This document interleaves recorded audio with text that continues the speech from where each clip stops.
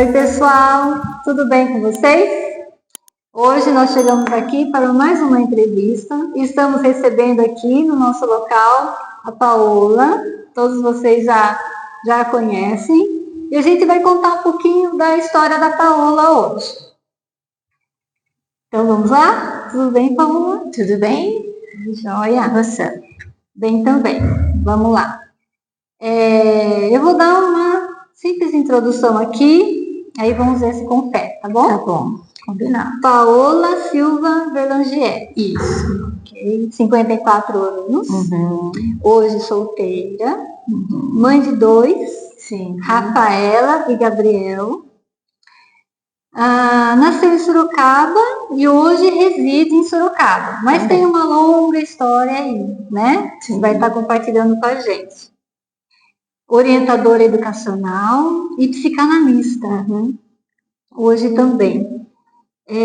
Vamos estar ouvindo um pouquinho da sua história, né? O que você tem para compartilhar com a gente?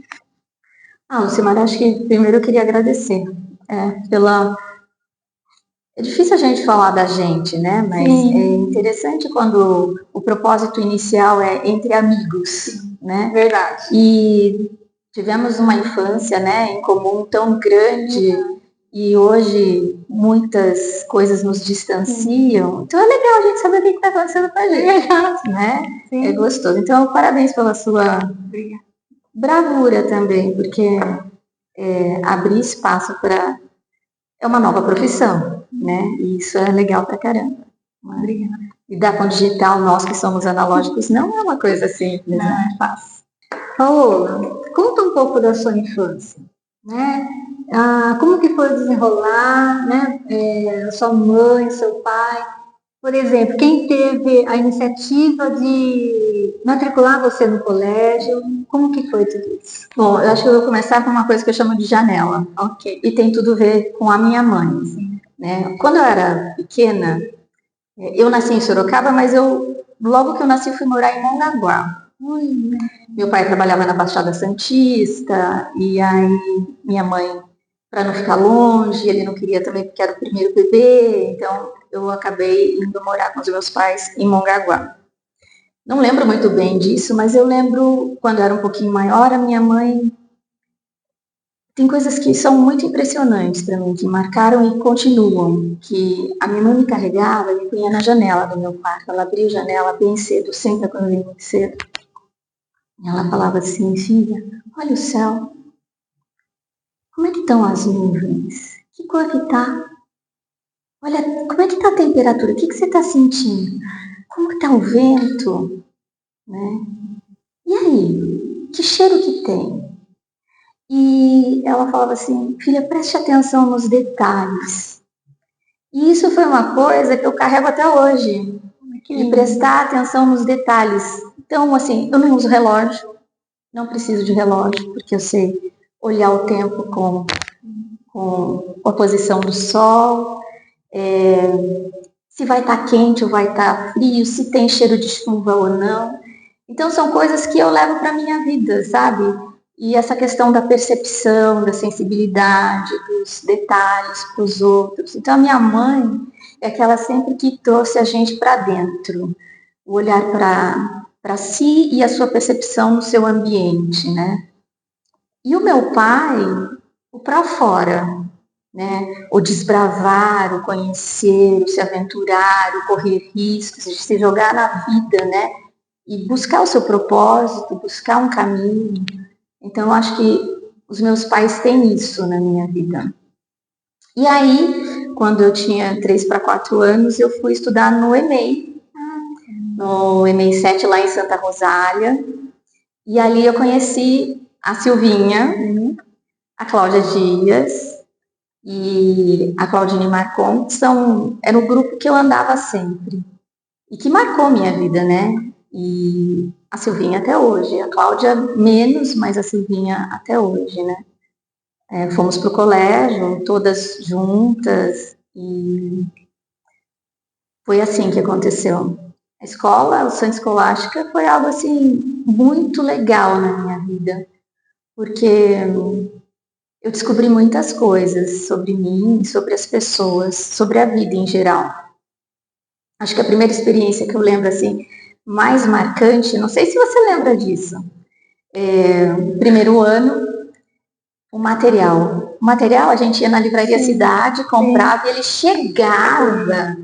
E aí a gente sentava todo mundo no pátio, na frente daquele balcão que tinha, e ficava esperando a pessoa chamar com aquela sacola amarela que tinha o monumento, né, dos tropeiros ali na capa. E assim, eu lembro meu coração batendo, aquele cheiro do plástico com a tinta vindo. Falei, cadê minha vez? Cadê minha vez, né?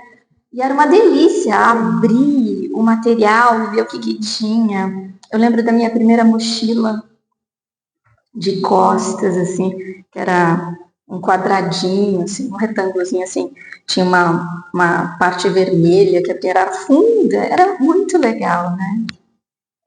E outra coisa que me marcava muito era a questão da cantina, o gine que a gente... Aquilo era horrível. Que negócio era aquele? Né? Eu amo gine. Bandinha também. Você também? Nossa, eu não sustentava aquilo. Era muito ruim. E eu só tomava aquilo quando não tinha opção. Mas essas coisas são muito importantes. Mas ao mesmo tempo, assim, eu acho que é um privilégio para mim ter estudado lá. Eu acho que foi um período muito bom de desenvolvimento, mas eu tenho essa consciência de que não é igual para todo mundo. Porque por mais que o ambiente fosse o mesmo para todos nós, as nossas histórias são muito diferentes, né? As marcas que a gente tem e como a gente olha o outro e permite que aquilo nos afete faz muita diferença, né? Então eu sei que não foi, assim, flores para todo mundo, mas também tem a forma como a gente olha os desafios, né? Mas, em geral, foi muito gostoso. Uma vida muito interessante, muitos amigos ali, né? Presenciamos muitas coisas difíceis também, vários amigos que perderam pessoas, né? Que saíram por vários motivos. Então, isso vai moldando quem você é, né? Com certeza. Eu acho que traz a questão da casa, que é muito de quem você vai ser nesse novo ambiente, e eu tenho esse privilégio, acho que meus pais foram fenomenais comigo. Muita gente pergunta assim, mas você não tem ciúmes dos seus irmãos? Sabe que eu não tinha? Até hoje eu não tenho. E assim, eu era a única menina, então assim, fui a primeira neta, a primeira sobrinha, né? Então assim, eu tinha algumas vantagens. Acho que é por isso que eu não tinha assim. Hoje foi bom quando os meus irmãos vieram, né? Você é filha única? A única mulher depois da família. Você é a mais velha? Sou a primeira. Depois o Renato e o André. Mas a gente brincava, mas brincava muito também. Então foi muito rico, né? Uma infância assim, eu ia sempre para a praia, passeava assim, brincava com os meus primos. Então é uma infância muito rica de vivência mesmo, né? E de pessoas perto. Eu acho que isso foi o mais interessante. Bom. E então essa fase do colégio termina na 8ª série. Isso. Saindo do colégio, como que foi a vida da Paola? Então, no início eu não sabia muito bem, eu queria fazer várias coisas, porque Deus foi muito generoso comigo também, me deu muitas habilidades. Então eu não sabia qual delas eu queria usar. Mas eu dizia para mim que eu não queria ser professora. Eu quero saber só em que momento, Paola, isso aconteceu na sua vida, mas vamos lá. Então, aí eu fui para o Dom Aguirre junto com o pessoal, certo. Mas eu não me dei bem com o ensino médio, com química, física, e isso mexeu bastante comigo e eu acabei indo fazer magistério, eu larguei. Eu falei, isso não me pertence, não tô indo bem. Então não vai dar certo esse negócio, meu caminho é outro. E fui fazer magistério. Na Dom Aguirre mesmo? Não, lá eles não tinham, eu fui para OSE. Ok. E eu me encontrei nesse negócio. Que bom. E eu gostei tanto que eles me convidaram para ser professora auxiliar lá, então eu trabalhava lá, eu tinha bolsa porque eu trabalhava com eles. E eu comecei com crianças de inclusão, comecei com uma criança que era estrangeira, né? A professora falou assim, Paola, você não quer dar aula particular para ele? Ele precisa, ele não fala bem português, já está no 2º ano aqui e ainda continua na 1ª série, está precisando de auxílio, ele não conseguiu alfabetizar. Desafio interessante. E fui. E foi aí que eu fui despertando, sabe, para essas questões das diferenças individuais, a questão das origens e os pertencimentos, as dificuldades de linguagem e, inclusive, de signo e significado, né, da escrita, porque cada cultura tem uma história, né, tem as suas crenças, tem as suas formas de aprender. Então, eu comecei a despertar para as individualidades, para as necessidades específicas de cada ser na sua aprendizagem, no seu desenvolvimento. Eu tinha só 16 anos quando eu comecei com isso. E daí para frente eu nunca mais parei. Terminei o magistério, chegou a hora do vestibular. E assim, eu queria fazer pedagogia, mas eu me senti desafiada, porque muita gente fala assim, pedagogia, só quem não dá para nada vai fazer pedagogia. E eu não enxergava dessa forma, né? Porque educar é uma das profissões mais importantes que existe. Porque só existem outras profissões porque as pessoas passaram por um processo de aprendizagem. Com certeza. Né? E aí, então, para calar a boca de algumas pessoas e para provar para mim mesma que eu conseguia, né? Eu fiz para medicina, eu fiz para direito, eu fiz para arquitetura, eu fiz para pedagogia. Nada a ver uma com a áreas outra, distintas. E eu fui bem sucedida, passei nas 4 áreas, né? Em faculdades diferentes. E aí eu pude dizer, eu escolhi o que eu quero fazer. Eu me provei, né? Sei que eu sou capaz e vou agora seguir meu destino do jeito que eu acredito que é o que eu quero fazer. E foi assim. Então o magistério teve um peso enorme na minha vida. Nesse ínterim, eu fui trabalhar com os meus pais na empresa da família. Então eu fui estudar à noite, trabalhava à tarde na escola como auxiliar e de manhã eu trabalhava na empresa dos meus pais. E foi muito interessante porque meus pais tinham minha mãe, né? Meu pai é policial, é militar, e a minha mãe tinha essa empresa de jardinagem e paisagismo. Então, eu fui fazer um curso na SPAD, em São Paulo. Então, aprendi técnicas de como fazer um jardim, que tipo de planta usar, botânica e tal, essas coisas. Então, foi muito rico. E o comercial, né? E eu só tinha 16 anos, tocava lá para as obras, tinha muitos funcionários, né? As empreitadas que a gente tomava para, por exemplo, para fazer campo, plantio de grama. Meus pais tinham, meu pai e minha mãe, né, tinham um box no Ceasa, em São Paulo, então eu ia de caminhão, saía daqui 3 horas da manhã. Que interessante. Ia para lá, depois o Renato ia junto. Então, assim, dirigi de tudo, né? Caminhão, trator, o que pusesse na mão eu fazia, né? Então, isso foi muito, muito rico para mim. Paola, o que está me tocando aqui é assim, que mesmo com essa influência, né, porque os pais são as primeiras influências na nossa vida, né?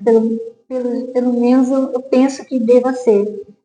Você, assim, com uma rotina, né, tão intensa com a sua mãe, nesse meio profissional, trabalhando, eu vejo muito a sua determinação em permanecer no seu chamado. Você, em nenhum momento, você se deixou influenciar, de repente, ir para essa área de botânica ou arquitetura mesmo, né? Porque a arquitetura mexe muito com essa coisa de paisagem. Então, assim, esse chamado profissional, né, do ensino, do ensinar, ou do transmitir o conhecimento, né? Porque o ensinar é muito isso, né? É uma transmissão de conhecimento, é uma troca. É uma mediação, você medir a aprendizagem das pessoas, né? Eu acho que é um processo lindo, né? Sim. Mas quando você fala em determinação, esse tipo de coisa, tem um ponto que antecede.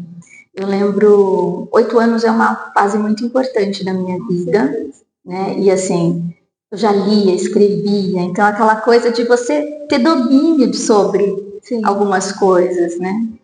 E eu lembro que com 8 anos, eu sabia a quem eu pertencia. E esse pertencimento conectou com a minha identidade, né, de família, de crenças, os meus princípios. Eu era muito consciente já com 8 anos, né? E eu sabia ali que eu pertencia a Deus. E nessa época, seus pais eram católicos? Não, meus pais sempre foram espíritas. Quer dizer, as famílias são católicas, sim, porque é meio que como transiciona aqui, né, na cultura nossa. Então, a família é católica, mas meus pais frequentavam o centro espírita e eu frequentava também. Sim.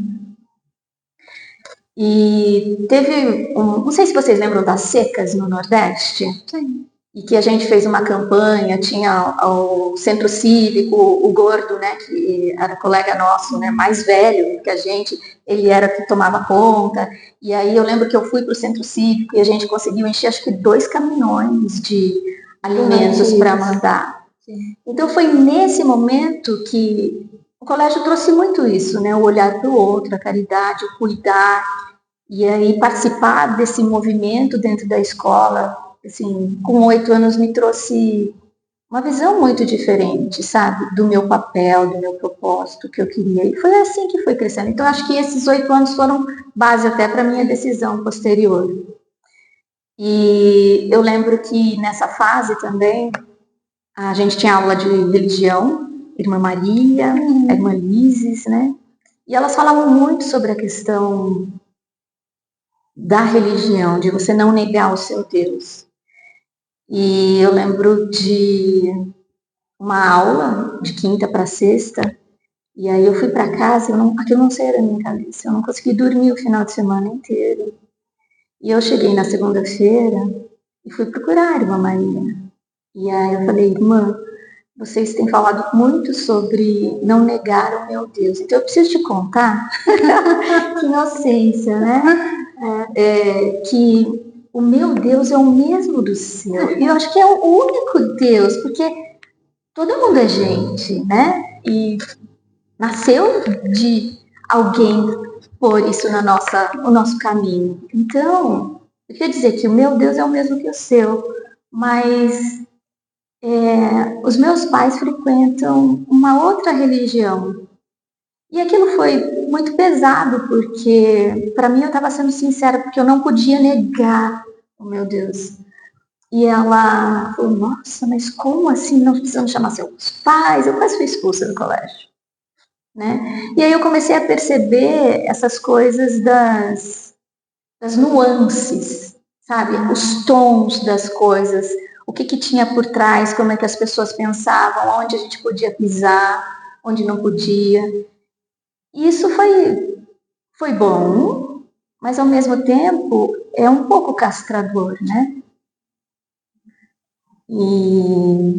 Mas seguiu. Eu acho que nessa parte espiritual, por exemplo, né? Todos nós passamos por muitas experiências e cada um tem um chamado, tem um toque. E apesar de os meus pais serem espíritas, eu adorava as aulas de religião no colégio. Embora a gente nunca tenha pego numa Bíblia no colégio, né? A gente tinha os versículos bíblicos no livro, mas não pregávamos, nunca pegamos na Bíblia. Não tinha Bíblia na sala de aula, nas aulas de religião. E nem no material escolar. A gente tinha dicionário, mas não tinha Bíblia. E primeira comunhão, eu adorava cantar, fazer as aulas de música no colégio. Então, assim, o meu desenvolvimento espiritual se deu muito lá dentro também, por causa do ambiente, que era muito sereno, né? O ensino, tinha um alinhavo. Mas depois disso eu me afastei muito da religião em si, mas não da minha vida espiritual. Sempre estive conectada, sabe? Sim. Com Deus, assim. Sempre soube a quem eu sirvo, o meu pertencimento. E isso me deu propósito, né? Motivação para fazer as coisas, para seguir. Eu sempre conversei com ele em tudo, né? Isso me ajudou nas minhas escolhas. Depois que eu terminei o magistério, eu fiz pedagogia, né? Optei por pedagogia. Ali mesmo eu já trabalhava em projetos de extensão universitária, como pesquisadora, sempre estive voltada com pesquisa, aprendizagem. Então, esse foi um outro momento que eu trabalhei num projeto da PUC, né, com a INCOL, que era para alfabetização de adultos analfabetos. E em canteiro de obra, na verdade, a gente começou fazendo alguma coisa em canteiro de obra, depois a gente tinha um pavilhão, que era o dormitório, eles recebiam migrantes de todo lugar. E essa foi o segundo contato com culturas diferentes, e foi muito interessante. Então, a gente tinha a ideia de que a maior parte das pessoas que vinham, migravam para o sul do país, né, o sudeste do país, para tentar uma vida diferente, eram sempre do norte e nordeste, e a gente viu que estatisticamente naquele tempo não era isso, né? Você tinha uma migração muito grande de mineiros e muito grande do Paraná para São Paulo também. Então, lidar com essas pessoas, né, como elas aprendiam, as dificuldades que elas tinham, algumas não conseguiam ser fotografadas, tinham medo disso, a alma ser pega pela câmera, né? Então, assim, algumas coisas interessantíssimas sobre a cultura e diversidade do nosso próprio país, né? Que é muito rico. Na verdade, o brasileiro, ele tem uma formação muito grande, né? Sim. Se for olhar os nossos nomes, por exemplo, sim, né? Com certeza. O meu Paola Silva Verlangieri. Paola, pequena, né? Italiano. Silva da Selva e Verlangieri, verdadeiros lanceiros, né? Então, assim, uma desbravadora mesmo, né? Então, tem que ver com a minha identidade. E aí você vê outras origens, né? Portugueses, italianos, espanhóis aqui, né, em Sorocaba, a quantidade de famílias espanholas, né, quantidade de famílias japonesas, sim, né? Sim. Então a gente tem uma diversidade aqui no nosso entorno já muito grande, né? Mesmo desde o tropeirismo e tudo. Sim. Então a diversidade de culturas, de formas de entender a vida, o como aprender, o como se relacionar, é muito rico. Né? Então a gente cresce muito nesse sentido. E aí depois, dentro desse caminho da universidade, eu acabei indo fazer meu mestrado, fiz várias especializações, fui embora do Brasil para fazer um outro mestrado, voltei. Eu acho que de país, assim, mudei 5 vezes entre 3 países. E depois, dentro do Brasil, eu morei em vários lugares. Acho que tem uns 12 a 15 lugares diferentes que eu já morei. Então, essa coisa da cultura, da diversidade, e entender de que a gente, quando vai para algum lugar, você leva o seu melhor, você leva sim, quem você é, né? Mas quando você chega nesse ambiente, você não muda o ambiente.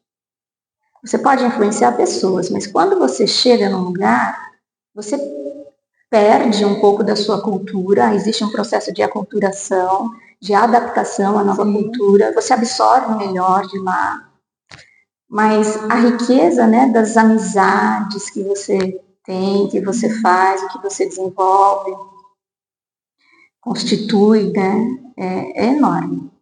Então, eu só tenho a agradecer, sabe, por essa trajetória. Eu nunca tive medo de recomeçar. Eu acho que recomecei várias vezes, inclusive, né, na minha trajetória profissional, porque nesse ínterim eu fui mãe, né, casei com uma pessoa que não era de Sorocaba, eu estudava em Campinas e conheci lá em Campinas, mas é de outro estado. Então isso vai abrindo, sabe, as oportunidades. Você vai se moldando, né? Deixa eu fazer um leque aqui. Aproveitando, né, essa passagem sua por vários locais. Hoje, se você tivesse que escolher um local para você morar, para você voltar, retornar, Qual seria? Eu estou onde eu queria estar. Teve algum país ou algum local que mais marcou você, que você tenha uma lembrança significativa? Sim. Pensando nisso que você está falando, né? Nós brasileiros não valorizamos quem somos, né? As nossas origens, essa é a verdade. Eu acho que quando você mora fora é que a civilidade, né? A sua origem fala mais alto. Você entende e aprende a ser brasileiro quando você está fora. Porque culturalmente a gente teve abstinência, né, de tantas coisas, tanta dificuldade de acesso a coisas no Brasil, e você sempre almejava o que tinha lá fora. O lá fora sempre foi o melhor, a gente sempre ouvia todo mundo falando, e era uma questão de consumo, não de cultura. Mas a gente cresceu assim, desvalorizando a nossa pátria, a nossa cidade, né? Ah, eu quero ir para fora. Pouca gente conhece o Brasil antes de ir para fora. Sim. Né? É bem comum isso, por sinal. E o país que eu mais gostei de morar foi nos Estados Unidos. Foi uma experiência incrível. Sou muito grata por essa oportunidade. Trabalhei lá, vivi lá, assim, entre idas e vindas, por questões de profissionais, né, da minha família. Eu morei em alguns lugares, mas foi, assim, o melhor lugar, assim, que eu já vivi. Foi uma fase que você considera melhor até hoje. Sim, porque isso que eu ia falar, né? A gente vai com essa ilusão de que é muito bom, de que é melhor morar lá fora. É uma experiência muito rica. Mas também voltar para casa tem os seus desafios, né? Repatriar, você não é mais o mesmo. Então você leva o seu melhor, aprende o melhor de lá. E quando você chega aqui é um baque enorme. Repatriar, eu sofri bullying. Os meus filhos sofreram bullying na escola, né? Rejeição, dificuldades de relacionamento. E Sorocaba é um lugar muito fechadinho, embora você tenha uma variedade, né, de pessoas de origem muito diferente. Mas faz parte. Mas eu gostei bastante de morar lá. Hoje, eu não sei aonde seria melhor, né?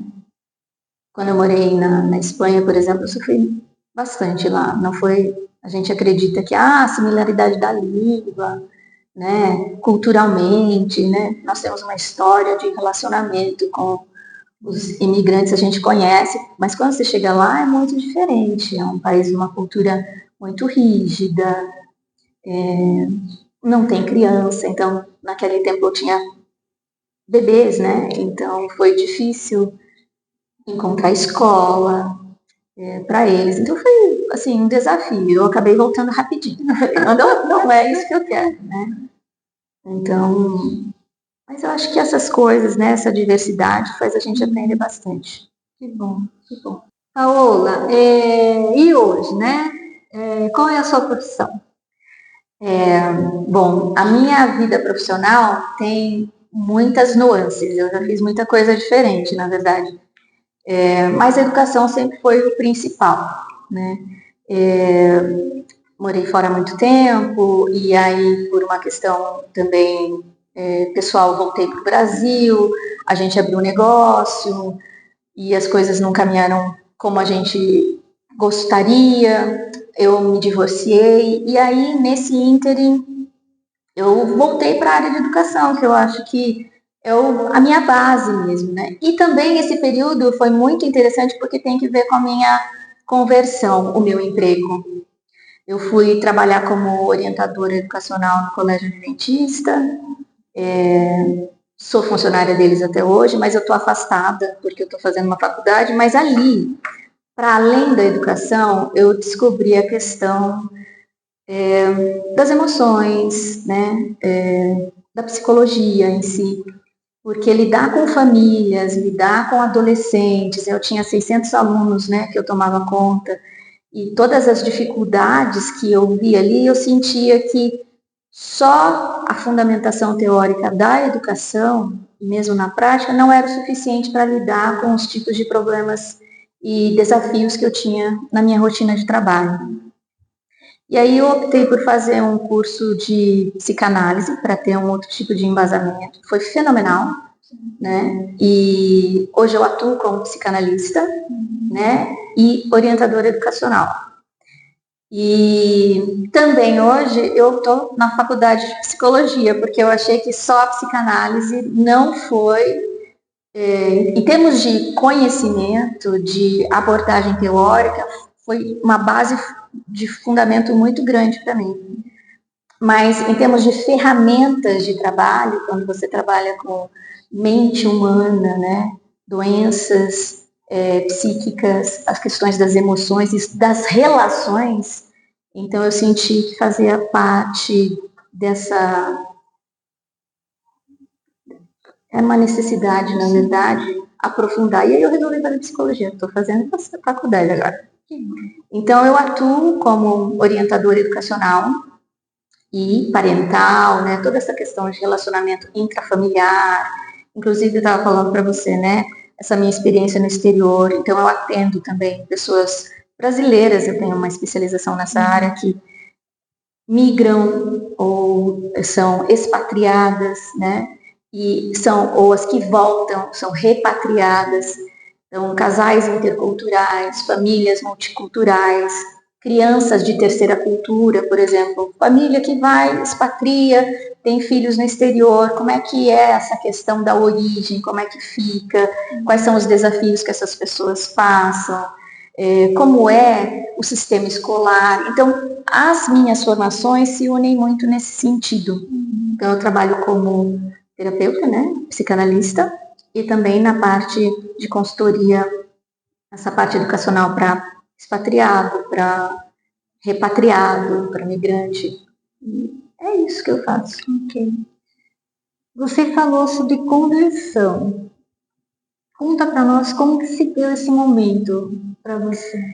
Então, no período que eu estava ainda fora de Sorocaba, eu comecei a me envolver mais com o meu lado espiritual, questionar algumas coisas, né?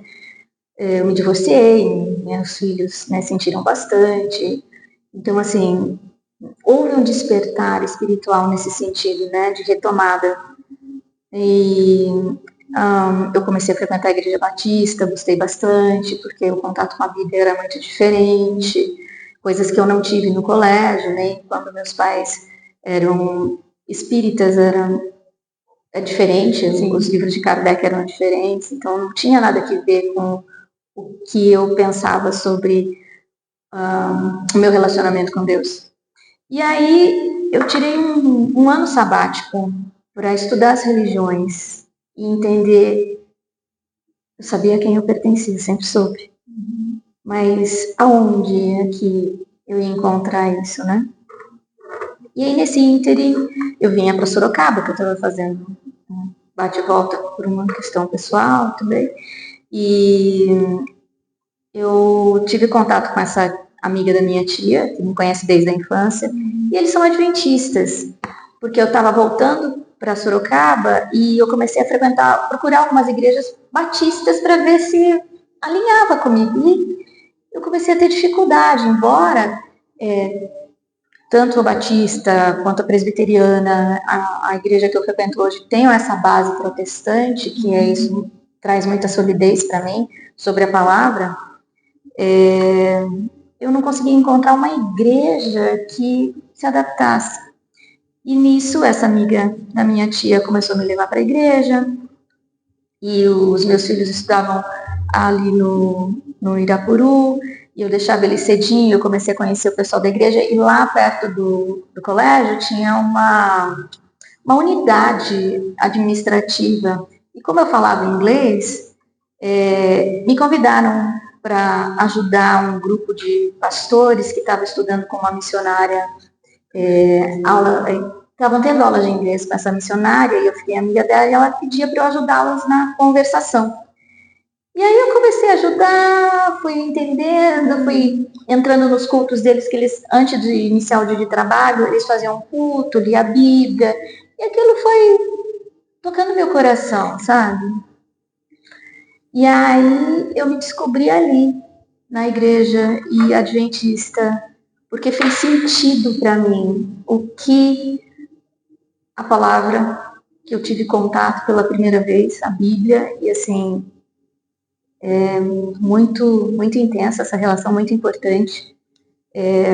Alimenta, faz você crescer para outros lados.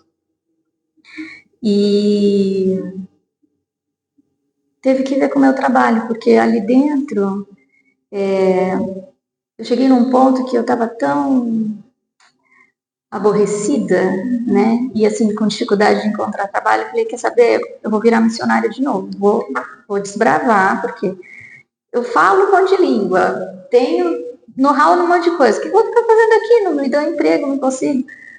E aí eu fui levar o meu currículo, e aí essa minha amiga, que é peruana, falou assim, deixa eu deixar aqui no departamento, então, das missões, e quem sabe o pastor dá uma olhada e tal. E aí eles me chamaram e falaram assim, viu, eu recebi aqui, o pastor me procurou e deixou o seu currículo é muito interessante. O que você está buscando? Por que você quer ser missionário? Eu falei assim, porque eu não tenho, assim, eu gostaria, porque eu tenho uma experiência boa, assim, eu estou buscando alternativas. Ele falou assim, olha, você gostaria de ser missionária aqui? Eu falei assim, missionária aqui? Ele falou, você está me oferecendo um emprego? Ele falou, tô. Você quer trabalhar no nosso colégio? Eu falei, olha, era o que eu mais precisava ouvir, eu precisava de um trabalho, porque eu preciso cuidar da minha vida, né? E aí eles me contrataram e eu trabalho para eles até hoje. Nesse momento eu estou afastada, porque eu pedi uma licença não remunerada por causa da faculdade. Sim. Mas foi assim, e isso me preencheu muito, né? E então eu vejo que o meu divórcio foi uma coisa muito doída para mim, para o pai dos meus filhos também, para os meus filhos, mas foi transformador na minha vida pessoal, o meu relacionamento com Deus, essa conversão, encontrar um caminho, né? E assim, a questão da fundamentação teórica mesmo, a cosmovisão, né, de valores, crenças, princípios, e o fato de os mandamentos não terem alteração. Então foi uma coisa que me trouxe e fez toda a diferença na minha vida, para o meu trabalho de hoje, quem eu sou, aquilo que eu faço. Eu vou encaixar aqui nesse momento. Eu perguntei para você qual seria o nome da sua história. E aí você me falou assim, tudo coopera para o bem daqueles que amam a Deus. Tem tudo a ver com esse momento seu? Tem tudo que ver com a minha trajetória mesmo, né? Por isso que eu falo que é questão de pertencimento. Eu sempre soube de quem eu era. Sempre soube que eu tinha um propósito, desde criança. Sabe, que eu tinha coisas para fazer. Primeiro, o propósito que é cuidar de mim mesma, né? Eu acho que Deus nos cria para que a gente tenha vida e vida em abundância, né? Então a gente tem que aprender a viver. E os desafios fazem a gente despertar para as coisas que estão nos desviando daquilo que é para ser o nosso propósito. E realmente, né? Tudo cooperou para que eu chegasse onde eu estou. Eu tenho a certeza absoluta. E eu tenho um amor incrível por Deus, né? Essa relação, mesmo indo para outras religiões, né? Família tendo visões, cosmovisões diferentes, tudo me trouxe para Ele, sempre. Eu tenho essa convicção, essa certeza. Então hoje eu tenho muita paz, entendeu? Assim, isso, Lucimar, eu acho que é uma coisa para se pensar. Não importa tanto, sofrimento a gente sempre vai ter. Pessoas que sofrem sempre vão estar com a gente, né? Mas o que importa é o que você faz com os fatos que acontecem na sua vida, porque os sofrimentos são pontuais, em geral, a vida não é linear, né? É cheia de curvas, de lombadas, né? Altos e baixos. Buracos, Sim. né? Mas o importante é assim, fatos você muda? Sim. Muda. Fatos a Fatos gente não não, muda, não. né? Aí, o que adianta eu ficar preso naquele fato e remoendo aquilo, e sofrendo com aquilo? Tudo bem, é um luto, você tem que viver aquilo, mas há uma necessidade do despertar e entender que um fato é uma página da sua história, mas não te define. Você pode ressignificar isso, né? E seguir, porque a vida é muito grande, né? Tem um Luiz Fernando Veríssimo, né? Não, essa não é do Luiz Fernando Veríssimo. É do Benjamin Disraelis, que foi um ministro, ele era um filósofo, primeiro-ministro inglês, né, por 2 vezes, e que criou várias políticas. Ele é muito interessante, conservador, quem eu também.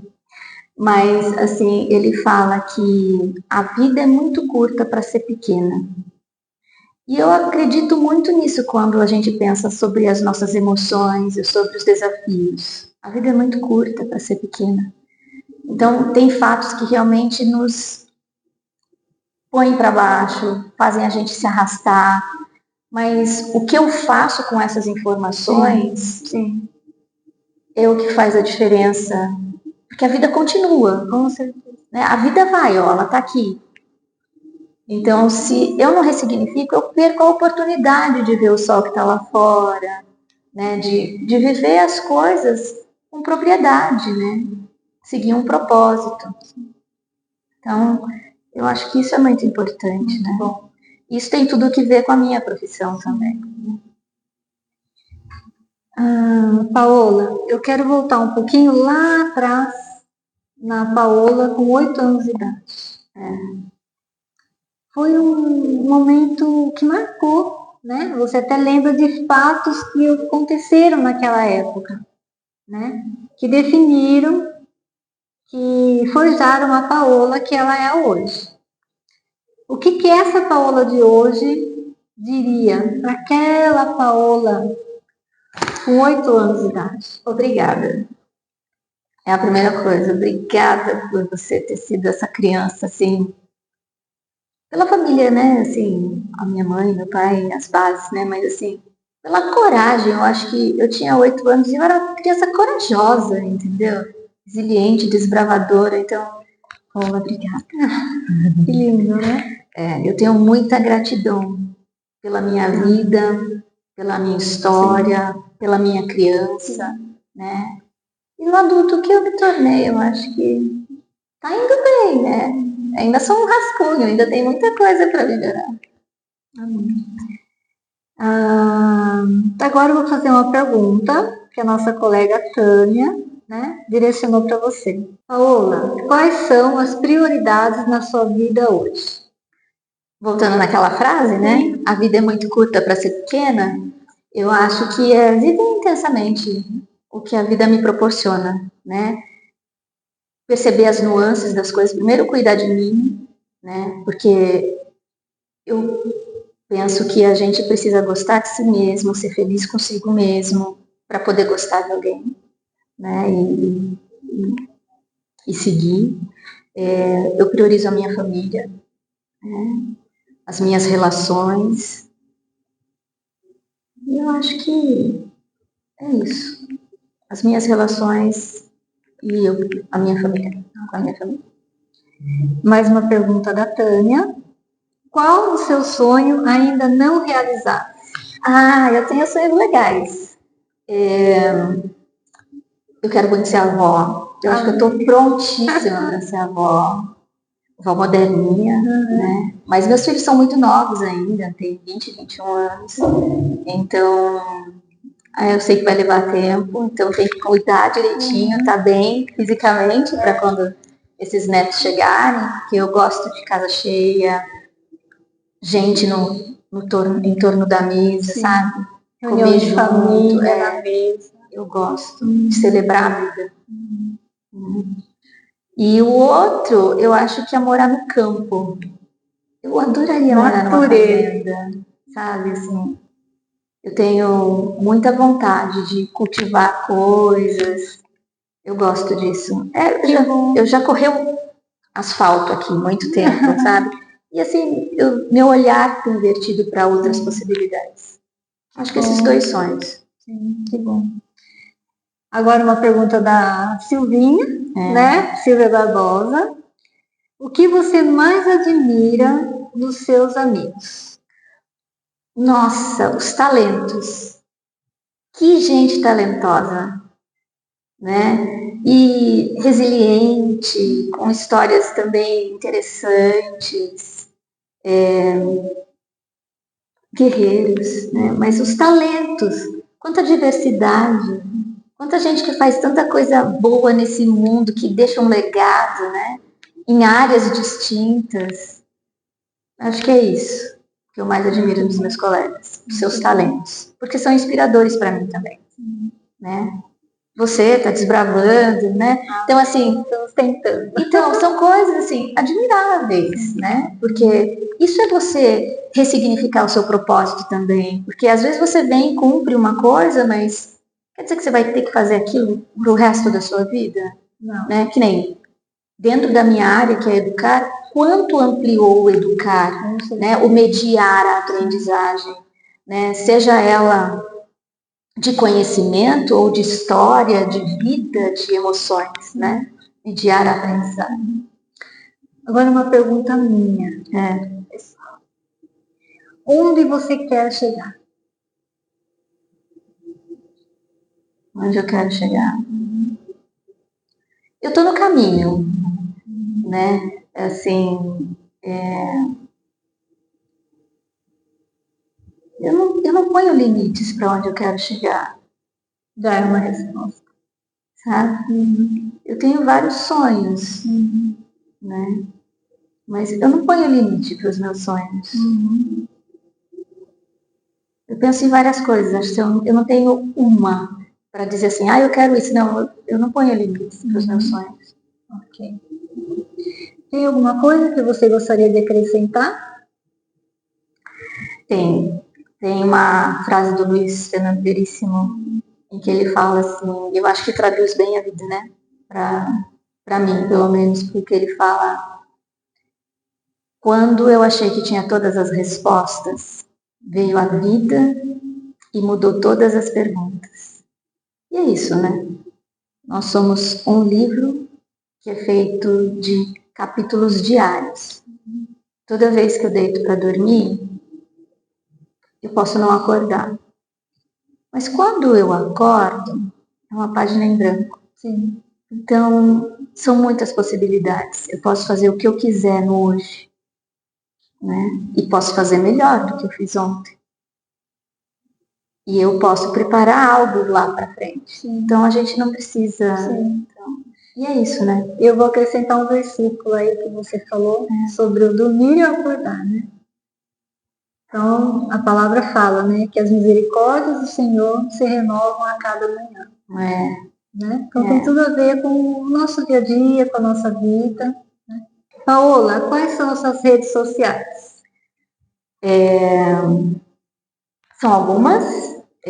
Você pode procurar no Google pelo meu nome, né? Paola Silva Delangere, Paola Delangere, e aí você vai encontrar o meu site, você vai encontrar o meu Instagram, você vai encontrar o meu LinkedIn.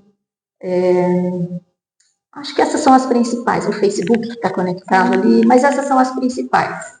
Ok. Queria te agradecer, né? Chegamos ao fim de mais uma entrevista e nós, né, do videocast, temos uma lembrancinha para você, tá bom? Sim, e esperamos que você goste. Ai, muito obrigada. Com muito carinho. Se você quiser abrir, fique à vontade. Vou facilitar aqui para você. Espero que isso venha acrescentar no seu trabalho. Vou tirar.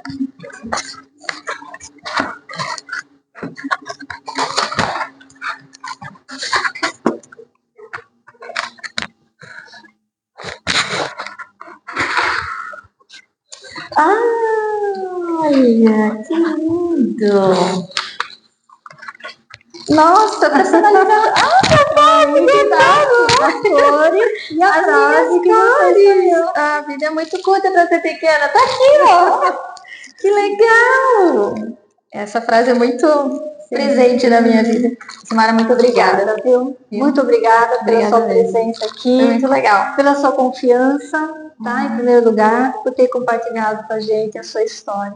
Obrigada. Eu agradeço a oportunidade. Deus abençoe. Amém. Sempre. Muito, muito seu projeto. Só Deus sabe onde você vai chegar. Pois é. Né? E o que ideias a gente tem. Sonhar, a gente sonha, né, mãe? E o que a gente crê que é um lugar maravilhoso. Amém, por isso. Viu? Tá bom. Muito obrigada a você. Beijo. Beijo. Gina, o Gine que a gente... Aquilo era horrível. Que negócio era aquele? Não amo o Gine. A Sheila também. Era muito ruim. E eu só tomava aquilo quando não tinha opção. Não amo o Gine. A Sheila também. Aquilo era horrível.